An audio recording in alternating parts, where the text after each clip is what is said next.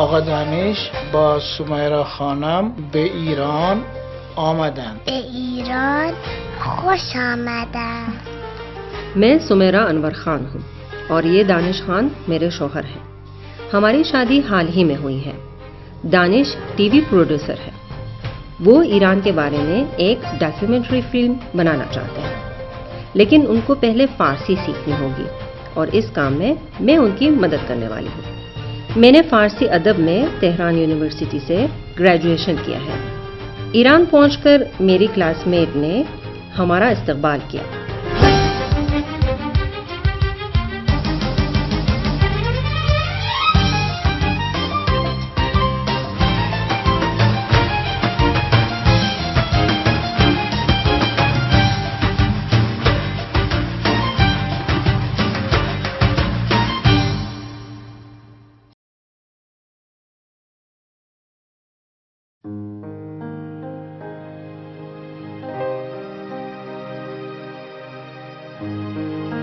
من فکر میکنم آقای دانش و همسرشون برای دیدنی های ایران به کشور ما اومدن. بله درسته، هم سیاحت هم یادگیری زبان فارسی. برای آقای دانش خیلی مهمه که توی مدتی که توی ایران تشریف دارن بتونن زبان فارسی رو تا حدودی یاد بگیرن. انشالله یاد میگیرن. ما هم کمک میکنیم که ایشون یاد بگیرن. اوه خب من دیگه باید برم. آقای دانش خیلی خوش آمدیم به ایران. همین موان نداری؟ خیلی ممنون. خداحافظ. خدا به همراه. خدا نگهدارتون. خدا. بابا صندوقش از این مربا بخور، خیلی خوشمزه. قاشق بدم؟ جا نگه. آقا دانش خیلی از آشنایی با شما خوشحال شدم و شما خانم. خداحافظ. پدر جان با اجازه خداحافظ. خیلی ممنون. خداحافظ. نه دخترم شما بشین. اجازه بدین کمک کنم. نه شما بشینید. ما جمع هر بچه شما هم بشین. بشین پیش مهمونه، بچه ها هستن کمک میکنم. سفره جمع میکنم. شما نه، شما بفرمایید بشینید. راحت بشید. هستم کمک میکنم. خیلی ممنون. خواهش میکنم. خیلی جیرم شده. خیلی خوشحال شدم از آشناییتون. بهتون خوش بگذره. خدا نگهدار.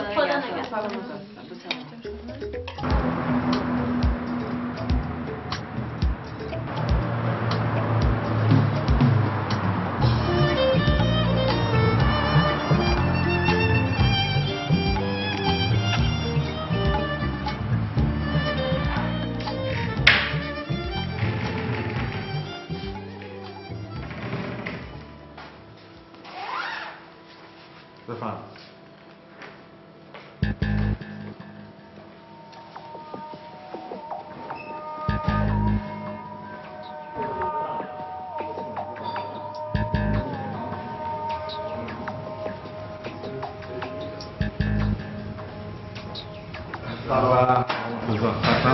چطور شما؟ آقای دانش از کشور هندوستان تشریف آوردن. حال شما خوبه؟ آقای مرتضی مدیریت باشگاه رو دارن. آقای دانش حال شما خوبه؟ خیلی خوشحالم. زحمات ما گردن ایشون هست. خواهش می‌کنم بفرمایید شما. راحت باشید. بفرمایید. چه خبر مرتضی؟ خدا رو شکر. خب آقا دانش، اینجا این سالن بدنسازی مال منه. آقا مرتضی مدیر باشگاه هستن. من خوش آمد میگم به شما و مطمئنم که زبان فارسی رو خیلی خوب یاد میگیرم، به شرطی که یکی انگیزه زیادی داشته باشم، یکی هم که خیلی خوب گوش بدن.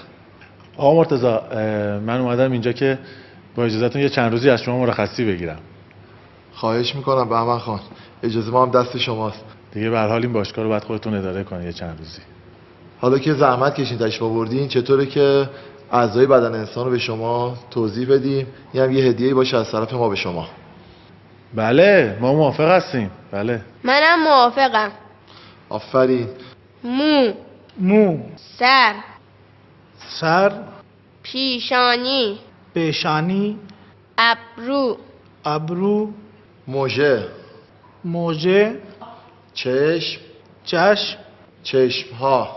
چشمها بینی لب لبها لب لبها دهان دهان زبان زبان دندان دندان لب لب لب یا گونه لب یا کهنه گوش گوش گردن گردن دست دستها دست دستها سینه سینه شکم شکم پا پاها پا پاها کف پا کف پا انگشت های پا انگشت های پا ناخون ناخون ناخون های پا ناخون های پا مچ پا مچ پا زانو زانو زانوی پا زانوی پا ساق ساق ساق پا ساق پا ران ران پا ران ران پا انگشتان انگشتان ناخون ناخون ناخونهای دست ناخون های دست مچ دست مچ دست ساعد ساعد آرنج آرنج بازو بازو کتف کتف آفرین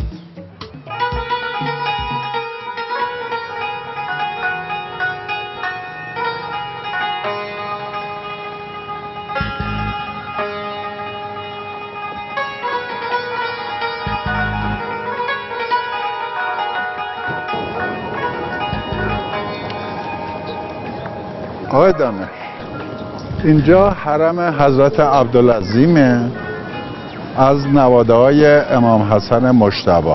حضرت عبدالعظیم 5 پشت به امام حسن مجتبی میرسه. امامزاده طاهر 4 پشت از نوادگان امام زین العابدینه، امام 4.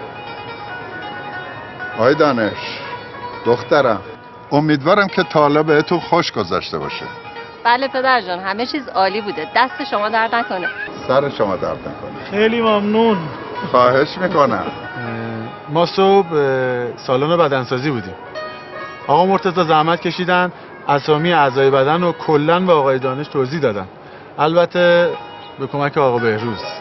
خب خدا رو شکر آموزش زبان فارسی برای آقای دانش خیلی مهمه. بله آقای دانش خیلی باهوش هستن. خیلی ممنون آقا بهمن.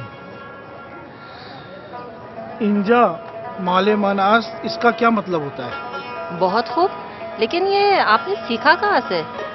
सुबह बहमन साहब कह रहे थे इंजा इन सालून बदनसाजी माल من است. इसका मतलब होता है این ورزشگاه مال من است. اگر موافقید الان ضمایر ملکی رو با آقای دانش یاد بدیم. مال من، मेरा, مال تو, तुम्हारा, مال او, उसका, مال ما, हमारा, مال شما, आपका, مال آنها یا ایشان, اون लोगों का. مثلا این چادر مال من است. این چادر مال من است. ये चादर मेरी है. माले मान यानी मेरा, माले तू यानी तुम्हारा, माले ऊ यानी उसका, माले माँ यानी हमारा, माले शुमा यानी आपका, माले आन्हा या ईशान यानी उन लोगों का. این کت مال من است. این کفش مال او است. این غذاها مال ما است. آن دوربین مال شما است. آن ماشین مال آنها است. این لیوان مال من است. این شکلات مال من است. این شکلات مال تو است. این شکلات مال او است. این شکلات مال ما است. این شکلات مال شما است. خب حالا نوبت آقای دانشه. این دوربین مال من است. آن سالون پرورش اندام مال تو است. این اتومبیل مال او است. این غذا مال ما است. آن اتومبیل مال شما است. آن خانه مال آنها یا ایشان است. अच्छा सुनो, हम ज़मीर के जगह नाम भी रख सकते हैं. जैसे این شکلات مال بهروز است. این مانتو مال سمیرا است. این دوربین مال دانش است. آن ورزشگاه مال آقا بهمن است. خیلی ممنون. خواهش میکنم.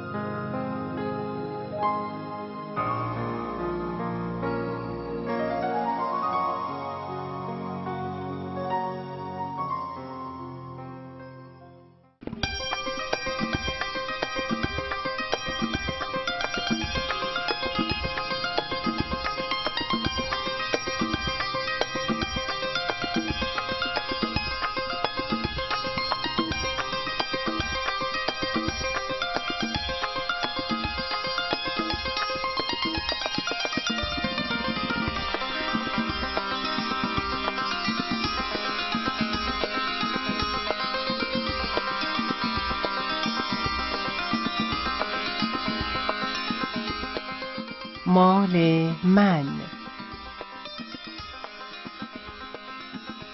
مال تو، مال او، مال ما، مال شما، مال آنها یا ایشان. این خودکار مال من است. این پیراهن مال تو است. این کفش مال او است. این اتومبیل مال ما است. آن دوربین مال شما است.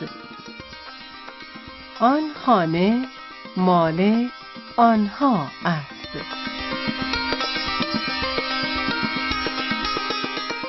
مال من، مال تو، مال او، مال ما، مال شما، مال آنها یا ایشان. این کتاب مال من است. این دفتر مال تو است. آن اتومبیل مال او است. آن خانه مال ما است. آن کارخانه مال شما است. این فرش مال آنها است.